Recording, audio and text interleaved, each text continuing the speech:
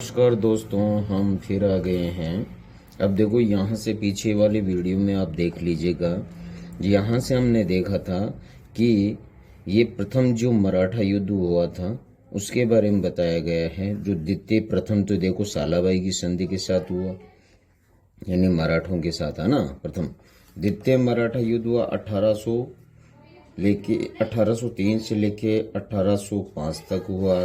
तृतीय अगर विश्व युद्ध की बात करें तो हम देख सकते हैं कि 1817 से लेके 19 के बीच में। तो आपने देखा कि ये युद्ध हुए, उन युद्धों के बारे में आपने देख लिए। इसके बाद में युद्ध में देखो, यहाँ से द्वितीय मराठा युद्ध हुआ, इसमें देख सकते हैं अपन।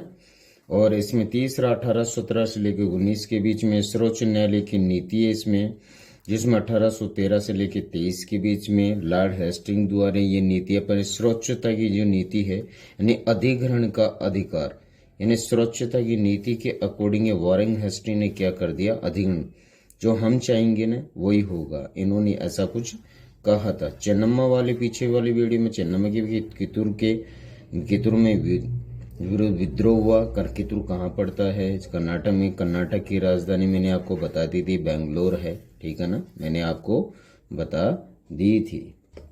और आप देख सकते हैं कि रायना एक गरीब चौकीदार था। 1830 में उसको फांसी की सजा मिली है।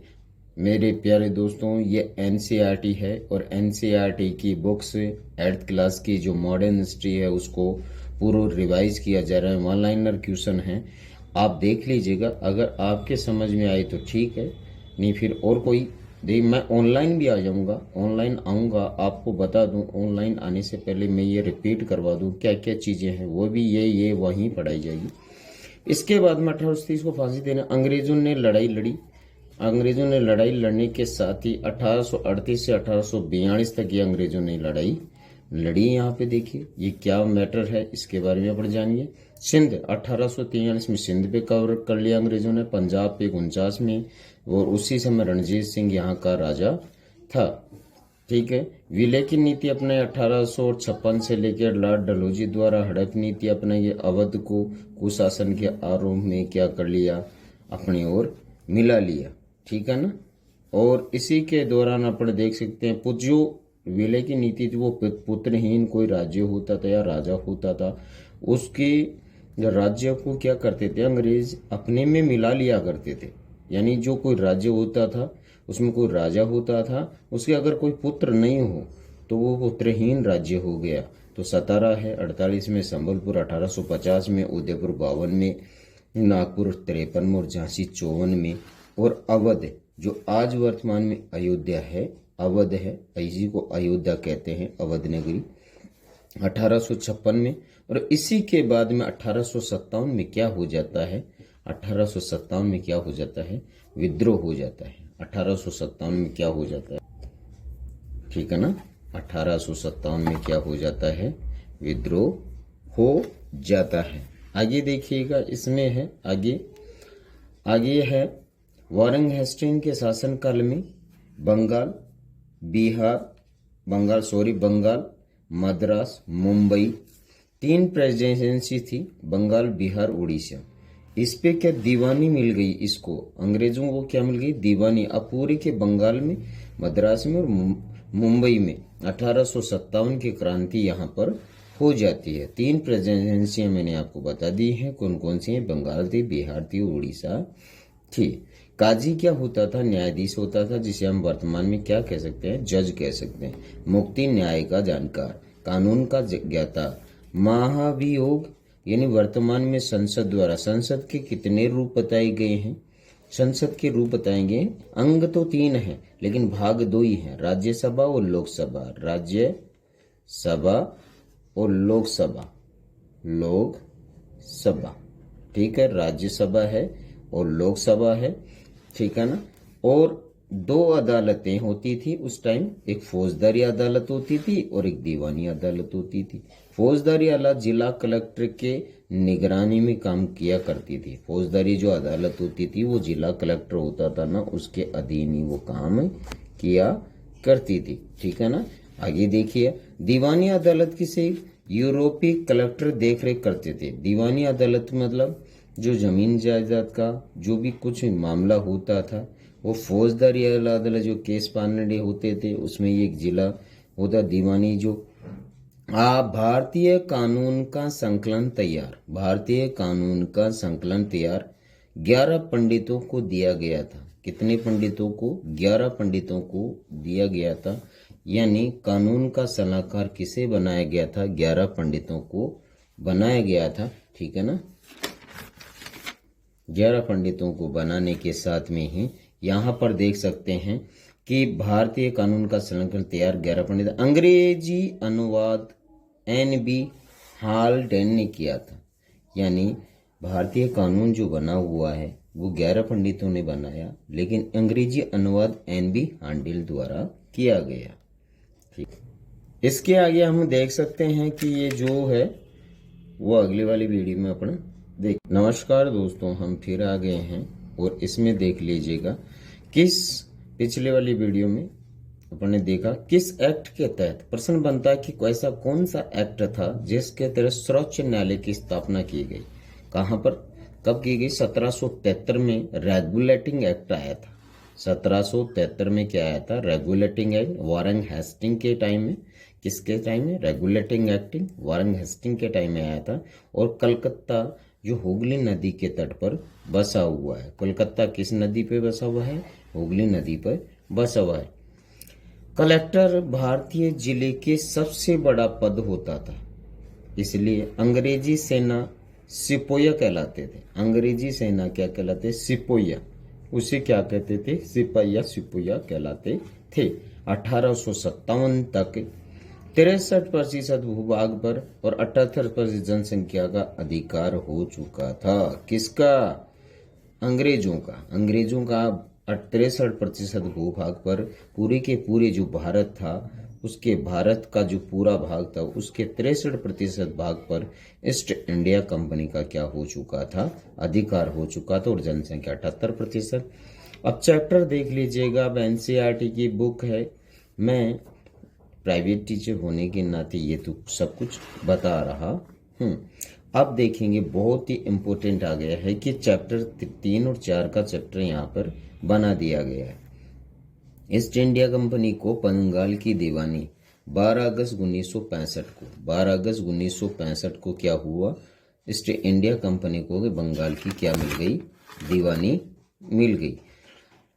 1770 में अकाल मृत्यु 1 करोड़ लोगों की क्या हो गई? अकाल मृत्यु हो गई। यानी अकाल के मुंह में वो क्या हो गए? समा गए। स्थायी बंदोबस्ती की बात करें तो ये देखो, स्थायी बंदोबस्ती अंग्रेजों ने स्थायी बंदोबस्ती थी, मालवाड़ी थी, रैयतवाड़ी थी, स्थायी बंदोबस्ती। तो स्थायी बंदोबस्ती 1793 में कॉर्नवालिस का जो राजाओं व ताल्लुकदार को जमींदारों के रूप में मान्यता देना। यानी ताल्लुकदार थे ना, जो जमीनों के जो ताल्लुकदार थे उनको मान्यता देना। ये टैक्स ग्रहण करेंगे। किसको? राजाओं व ताल्लुकदारों को जमींदारों के रूप में मान्यता देना।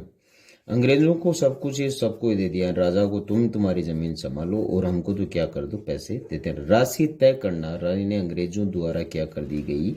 राशि को तय कर दिया गया कि इतनी राशि तो आपको देना ही स्थायी रूप में। यानी ये क्या कहलाती थी? स्थायी बंदोबस्ती कहलाती थी। निश्चित रूप में क्या है? आपको राशि देनी पड़ेगी। ठीक है। और ग्रहण करेंगे। और शोषण किसानों का, यानी किसानों का शोषण हो रहा तो किसान क्या हो गए? यहाँ पर दुखी हो गए बहुत ही। और मैंने पीछे बताया है कॉर्नवालिस, यानी ये पुलिस, जो पुलिस आज सिविल सर्विस है अपनी, कौन सी? CIS, यानी उसमें देखो यहाँ पे चार्ल्स कॉर्नवालिस काल में शुरू होते हैं। मालवाड़ी, रैयतवाड़ी और स्थायी बंदोबस्ती। माहल बंदोबस्त 1882 में शुरू हुआ था। माहल बंदोबस्त कब शुरू हुआ था? 1882 में, होल्ड मैकेंजी द्वारा। ये कौन था? होल्ड मैकेंजी, मैकेंजी के द्वारा। किसके द्वारा? मैकेंजी के काल में मतलब मैकेंजी और माहल मतलब माहल बंदोबस्त। ठीक है ना। आगे देख लीजिएगा। इसमें आगे देखो, बंगाल प्रेसिडेंसी के उत्तर व पश्चिम प्रांतों में क्या थी ये स्थायी बंदोबस्ती के बाद में ये मालवाड़ी हर खेत का हर ग्राम समूह का हिसाब से लगाया जाता था। हर ग्राम समूह का हिसाब से लगाया जाता था। क्या क्या लगाया जाता था? टैक्स लिया जाता था। टैक्स यानी कर, यानी हर ग्राम के समूह होता था उसके साथ उसके अनुसार टैक्स लिया जाता था। इसके बाद में रैयतवाड़ी आती है। रैयतवाड़ी के बाद में किसानों, देखो दक्षिणी भारत में ये रैयतवाड़ी थी। कैप्टन अलेक्जेंडर रीड ने ये लागू की थी और वे स्थानीय जहां पर टीपू का राज था, परंतु अब नहीं था। जहां पर ये स्थायी बंदोबस्ती वहां लगाई गई थी रैयतवाड़ी, जहां टीपू का राज था। और ये किसने लगाई? टॉमस मुनरो ने। टॉमस मुनरो था, हेक्टर मुनरो था, जो बक्सर के युद्ध में, बक्सर का युद्ध देखो 1757 में किसका युद्ध हुआ था? प्लासी का। और 1764 में किसका युद्ध हुआ है? बक्सर का। लेकिन इससे पहले एक युद्ध और हुआ था जिसका नाम है 1761 में, क्या है वो? पानीपत का। पानीपत का तृतीय युद्ध। पानीपत का क्या हुआ था? तृतीय युद्ध हुआ था। अगली वाली वीडियो में अपन देखेंगे। नमस्कार दोस्तों, हम फिर आ गए हैं। देखो यहाँ पर हम देख सकते हैं कि पीछे वाली जो वीडियो था अपना, उसमें टॉमस मुनरो रैयतों के लिए विचार टॉमस मुनरो ने रैयतों के लिए विचार किया और किसान हमारे माता पिता हैं, हमें इनकी रक्षा करनी चाहिए। टॉमस मुनरो ने क्या कहा? ये टॉमस मुनरो था, एक हेक्टर मुनरो है। हेक्टर मुनरो की टीम पीछे बता दे, बक्सर का युद्ध हुआ था। प्लासी का युद्ध, बक्सर के युद्ध के बाद में क्या इलाहाबाद की संधि मिल गई थी और बंगाल इलाहाबाद की संधि होने के बाद में बंगाल की भी दीवानी इसको मिल गई थी। 18वीं में सदी में अफीम नील पर जोर दिया गया, यानी अंग्रेजों द्वारा क्या किया गया? अफीम और नील पर 18वीं सदी के अंदर अंग्रेजों नील और अफीम उगाना शुरू कर दिया। क्यों? क्योंकि नील कपड़े रंगने के काम में आती थी और आपको मालूम है 18वीं सदी में ही औद्योगिक क्रांति का विकास हो चुका था। 18वीं सदी में ही क्या हो चुका था? यानी औद्योगिक क्रांति हो गई थी। औद्योगिक क्रांति यहाँ पर प्रारंभ हो गई थी। उद्योग प्रारंभ कहने का मतलब यहाँ पर देख लीजिएगा। पहले क्या होती थी, अब रंग बिरंगे कपड़े आने लग गए थे। रंग बिरंगे कपड़े आने लग गए तो यहाँ पे देख लीजिएगा। फिर आता है ये असम चाय था, यूपी में गन्ने, पंजाब में गेहूं, महाराष्ट्र में कपास और मद्रास में चावल की खेती पर जोर देना। किसके द्वारा? अंग्रेजों के द्वारा। देखो असम में चाय, यानी आसाम की चाय होती है ना। असम की राजधानी दिसपुर है, यूपी की लखनऊ है, पंजाब की चंडीगढ़ है, महाराष्ट्र की मुंबई है, मद्रास की चेन्नई है। आपको मैंने राजधानियां बता दी हैं, ठीक है ना। अब आगे दो, नील की मांग भौगोलिक परिस्थिति, यानी भारत की भौगोलिक परिस्थिति को देखकर नील की जो मांग थी वो इटली, फ्रांस, ब्रिटेन, यानी थेम्स नदी या लंदन है वो थेम्स नदी के तट पे बसा हुआ है। भौगोलिक परिस्थिति उष्ण कटिबंधीय। उस भौगोलिक परिस्थिति देखो 25% से 95% भाग हो गई। क्या हो गई? 1810 यानी कि करीब 1789 में भौगोलिक परिस्थिति उष्ण कटिबंध, यानी पहले क्या थी? कम थी, अब 1810 में 95% हो गई। और यहीं से किसानों को क्या किया जाता था? जो माल होता था ना, वो कच्चा माल तैयार करने के लिए, पीछे मैंने बताया कपास है, चाय है, गन्ना है, गेहूं है, चावल है ना यहाँ पर। इसके बाद में अपन देख सकते हैं यहाँ जो यूरोपीय देश थे, इटली, फ्रांस, ब्रिटेन, ये सब यूरोपीय देश हैं। जर्मनी है, पुर्तगाल है, इटली है ना, ये सभी के सभी इटली यूरोपीय देश हैं। बॉन्ड पौधा यानी शीतोष्ण कटिबंध, बैंगनी व नीला ये एक बॉन्ड नाम का एक पौधा हुआ करता था, वो शीतोष्ण कटिबंध था, शीत और उष्ण। हमारा जो भारत है वो कौन से भाग में, हमारी जो जलवायु है वैसे शीतोष्ण ही अपना उप उप शीतोष्ण है। यानी कहने का मतलब अगर हम ज्योग्राफी की बात करें तो हमारा जो शीतोष्ण कटिबंध में हमारा शहर और उत्तरी पूर्वी भाग में भारत स्थित है। बैंगनी और नील ये पौधा band Italy, Germany, France, Britain में खेती होती थी। इस जो बॉन्ड नाम का पौधा होता था उसके लिए कैसी जलवायु चाहिए, शीतोष्ण कटिबंध जलवायु चाहिए, और इन देशों में ये उगाया जाता था। इसके बाद में भारत के अलावा कैरिबिया द्वीप समूह पर फ्रांसीसी लोग, ब्राजील में पुर्तगाली। अब ये देखो उगाने वाले कौन थे भारत के अलावा, ठीक है ना। जर्मनी में ब्रिटिश और वेनेजुएला में स्पेनिश क्या करते थे, ऐसी खेती किया करते थे, ठीक है। ब्राजील कहाँ पड़ता है, दक्षिणी अमेरिका में। कनाडा उत्तरी अमेरिका में पड़ता है, ठीक है। वेनेजुएला यहाँ दे रखा है। ये सबसे ऊंचा जलप्रपात है। जलप्रपात किसे कहते हैं, किसी पहाड़ी के ऊपर से नीचे जल गिरना जलप्रपात कहलाता है। दक्षिणी अमेरिका, ठीक है, ये दक्षिणी अमेरिका है वेनेजुएला। ब्रिटेन में औद्योगिकरण, कपास के उत्पादन की मांग प्रभाव पड़ा, यानी कपास के उत्पादन की मांग बढ़ी और प्रभाव पड़ा।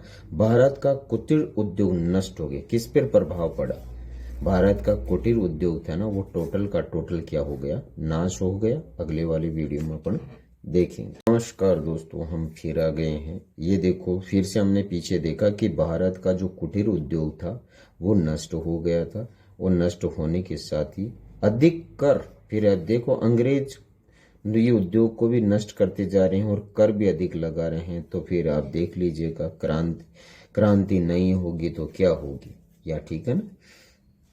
आगे देखिए, इसमें ये देखो 1783 से लेकर 89 के मध्य, यानी आधा रह गया नील का आयात, यानी नील का जो आयात था वो आधा रह गया। बात समझ में आ रही है आपके, ठीक है ना।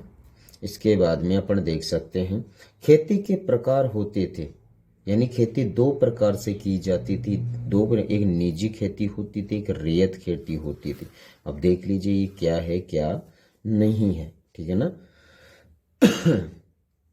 स्वयं की भूमि, यानी निजी स्वयं की भूमि हो, जमीन उपलब्ध समस्या नहीं होना, निजी खेती करते थे, यानी किसानों को भूमि होती थी ना वो उपलब्ध हो जाती थी, और किसान समस्या नहीं होना, और 25% लोग ही निजी खेती कर पाते थे। कितने लोग, केवल 25% लोग ही। और रियायत के किसानों की भूमि अनुबंध करना और कर्जा उधार लेना, और इसके बाद में एसीएल क्या है, ये एस लेडन, इसने क्या किया है, ये कर्जा उधार दिया करते थे। अनुबंध करना 25%, यानी का मतलब 25% टैक्स लिया करते थे। जो रियायत थी वो दक्षिणी भारत में चलती थी। किसानों ने ये प्रथा थी, किसानों की अंग्रेजों ने ये प्रथा लागू कर रखी थी, ठीक है ना। और ये यहाँ से देख सकते हैं अपन नील विद्रोह। अब नील विद्रोह के बारे में अपन देखें तो 1859 में बंगाल के रैयतों द्वारा अनुबंध के लिए बाध्य नहीं किया जा सकता है, यानी अनुबंध के लिए बाध्य नहीं किया जा सकता है, ठीक है ना। एल्विजेंडे ने ऐसा कुछ किया है, कहने का मतलब कर्जा लेने के लिए कोई बाध्य नहीं है, ठीक है ना। इसमें देखो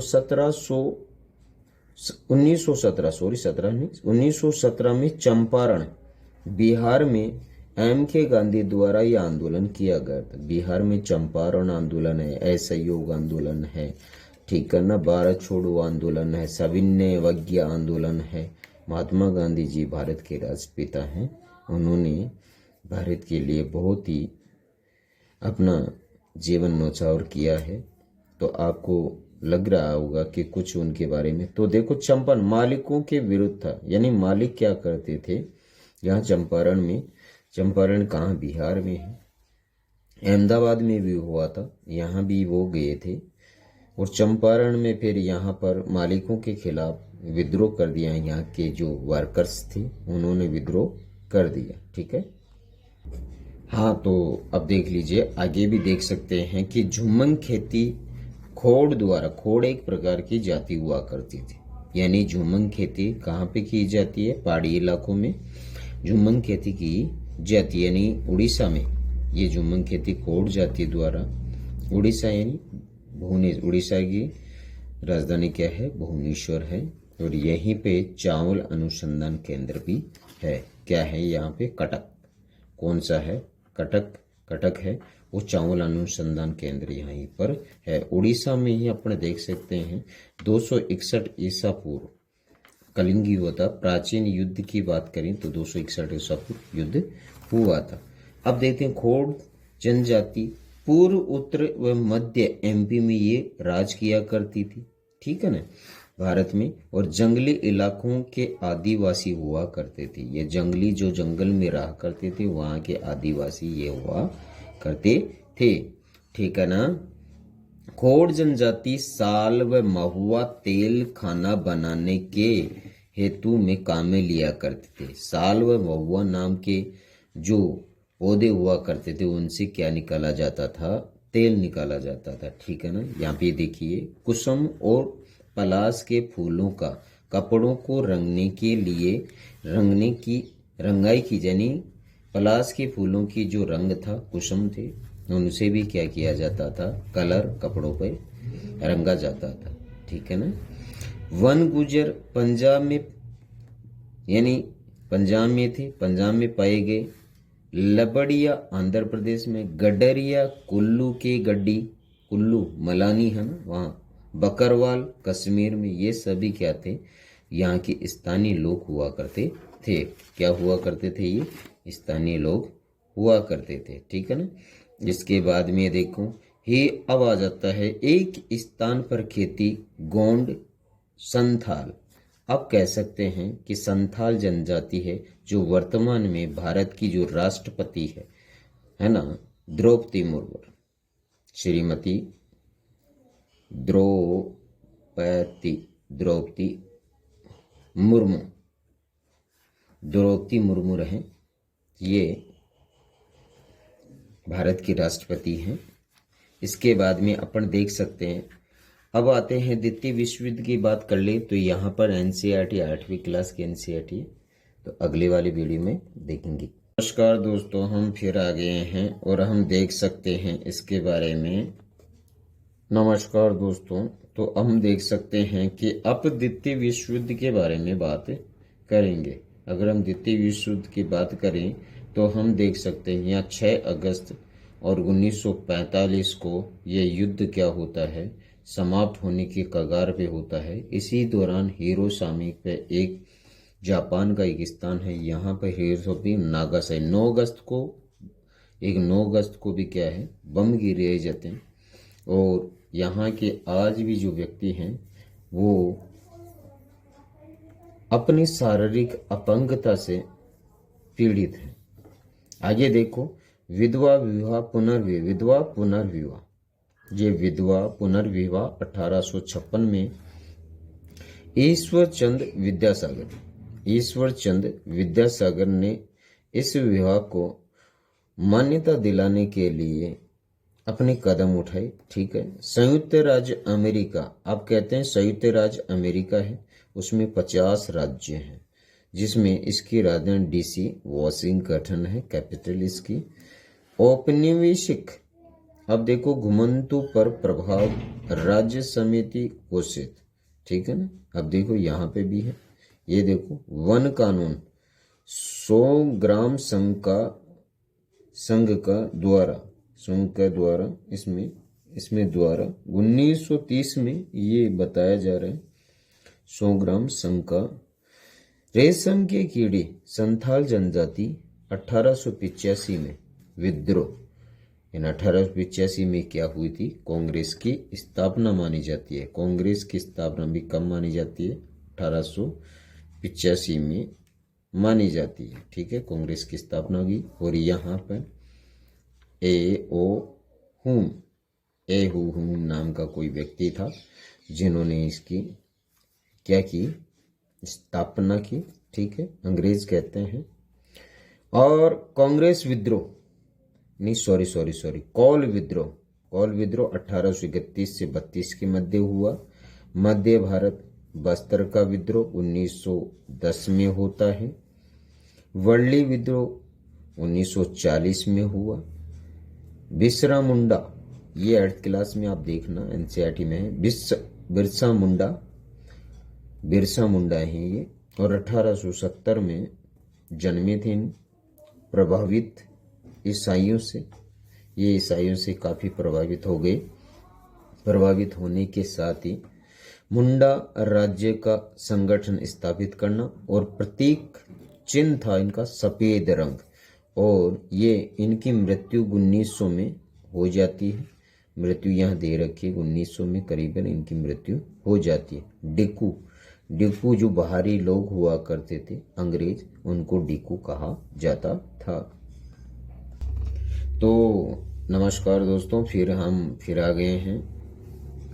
सभी वर्ग के लोग असंतुष्ट, चैप्टर देखो, 8th क्लास है ये, क्लास 8th का चैप्टर है ये। पेन नहीं चल रहा है, सॉरी।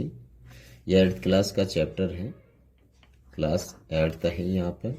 यहाँ पर ये 8th क्लास का 5वां चैप्टर दे रखा है। ठीक है ना।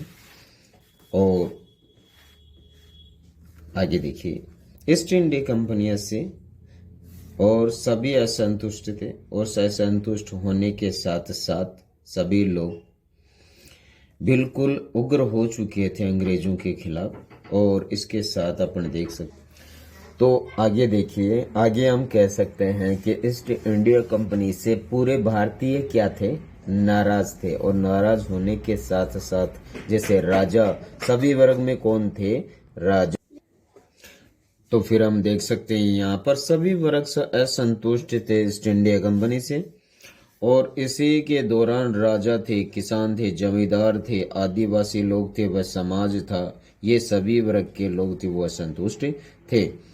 और लोगों की जमीन किसी नीति द्वारा हड़प नीति, यानी लोगों की जमीन को अंग्रेजों ने, जो अंग्रेज थे उन्होंने किस नीति के द्वारा यानी हड़पना शुरू कर दिया, वो थी हड़प नीति। समझ में आ रही है वो कौन सी नीति थी, हड़प नीति थी। और यहाँ देख लीजिए लॉर्ड डलहौजी आ गए हैं। यहाँ डलहौजी के काल में ही रेलगाड़ी चली थी, अपन ये कह सकते हैं अपन। और यहाँ देखो बहादुर शाह की मृत्यु बाद, यानी कहने का मतलब मुगल वंश का जो अंतिम शासक था बहादुर शाह, वो मर गया। अब आगे की जो है हम देखेंगे। यहीं तक, अगले वाली वीडियो में मिलते हैं।